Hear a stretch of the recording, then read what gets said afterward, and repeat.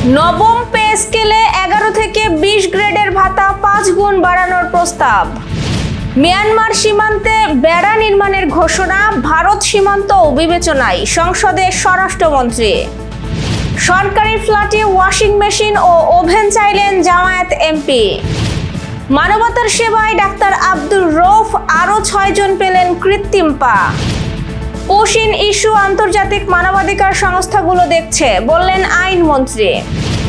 বিশ্ববাজারে জ্বালানি তেলের দাম 3 মাসের সর্বনিম্ন। বিশ্বকাপের প্রথম ম্যাচে খেলছেন না রুবেন দিয়াস, ধাক্কা পর্তুগাল শিবিরে। দর্শক, আমাদের রাতের আয়োজনে আপনাদের সাথে আছি আমি স্বপ্না দেবনাথ। শুনছিলেন প্রধান শিরোনাম। এছাড়াও রয়েছে অন্যান্য বিভিন্ন গুরুত্বপূর্ণ খবর।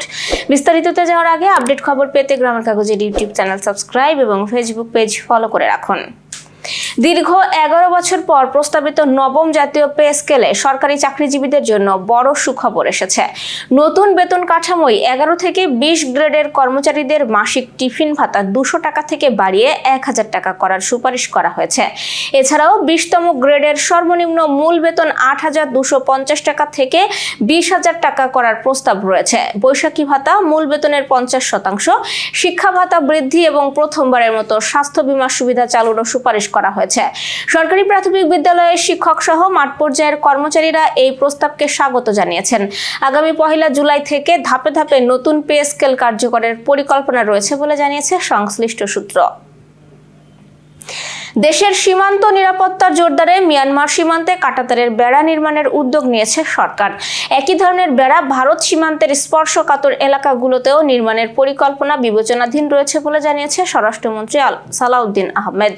জাতীয় সংসদে তিনি বলেন, সীমান্ত দিয়ে মাদক, অস্ত্র অনুপ্রবেশ ও অন্যান্য অপরাধ ঠেকাতে বিজিবি জিরো টলারেন্স নীতি অনুসরণ করছে। সীমান্তে স্মার্ট নজরদারি ব্যবস্থা, ড্রোন, থার্মাল ইমেজার ও নাইট ভিশন প্রযুক্তি ব্যবহার করা হচ্ছে। মন্ত্রী আরো জানান, পুশিন প্রতিরোধে বিজিবি সক্রিয় রয়েছে এবং গত 1 বছরে প্রায় 2000 কোটি টাকার চোরাচালান পণ্য জব্দ করা হয়েছে। সীমান্ত হত্যা ও অপরাধ দমনে বিএসএফ এর সঙ্গে যৌথ টহলও বাড়ানো হয়েছে। সংসদ সদস্য হিসেবে বরাদ্দ পাওয়া সরকারি ফ্ল্যাটে ওয়াশিং মেশিন ও মাইক্রোওয়েভ ওভেন চেয়েছেন চাঁপাইনবাবগঞ্জ 2 আসনের সংসদ সদস্য মোহাম্মদ মিজানুর রহমান। এছাড়াও তার সরকারি ফ্ল্যাটের জানালা দরজায় এখনো পর্দা ঝোলানো হয়নি বলেও জানান জামায়াতের এই সংসদ সদস্য। আজ জাতীয় সংসদের অধিবেশনে এই দাবি করেন তিনি।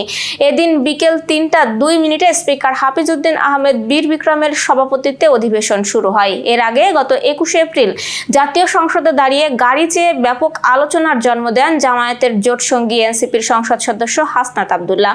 ওই দিন হাসনাত আব্দুল্লাহ বলেছিলেন, এই পার্লামেন্টের সেকেন্ড মোস্ট জুনিয়র হিসেবে একটা কথা বলছি, সেটা হচ্ছে যে আমাদের ইউনোর একটা উপজেলা চেয়ারম্যানেরও একটা গাড়ি থাকে, আমাদের ভাড়ার গাড়ি চালাতে হয়, আমরা লজ্জায় এটা বলতে পারি না। এখন আমাদের একটা বসার ব্যবস্থা করে দিচ্ছে, এখন মানুষের কাছে যাওয়ার জন্য যদি একটা গাড়ির ব্যবস্থা করে দেয় তাহলে আমাদের জন্য একটু সুবিধা হয়, মানুষের কাছে একটু যাইতে পারি।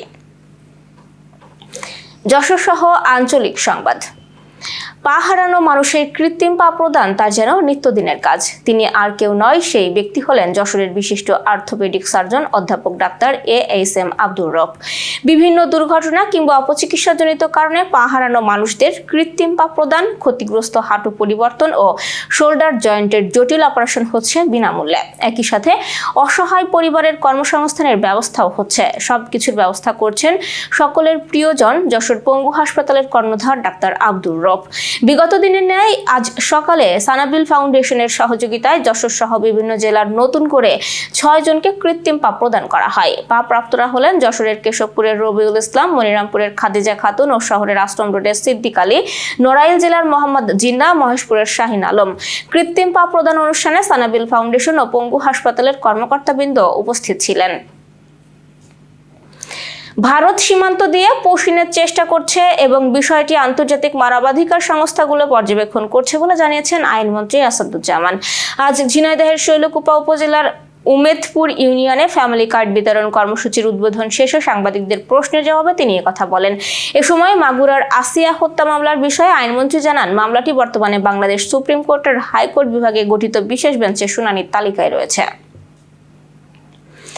পবিত্র মুহররম মাসের তাৎপর্য ও আশুরার গুরুত্ব তুলে ধরতে যশোরে মানববন্ধন করেছে আলে রাসূল পাবলিকেশনস।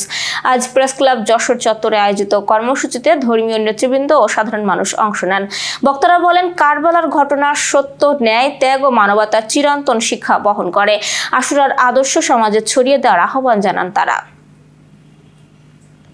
জলবায়ু পরিবর্তন, আজকের পদক্ষেপ, আগামী নিরাপত্তা, এই প্রতিপাদ্যকে সামনে রেখে গাইবান্ধায় নানা আয়োজনে পালিত হয়েছে বিশ্ব পরিবেশ দিবস।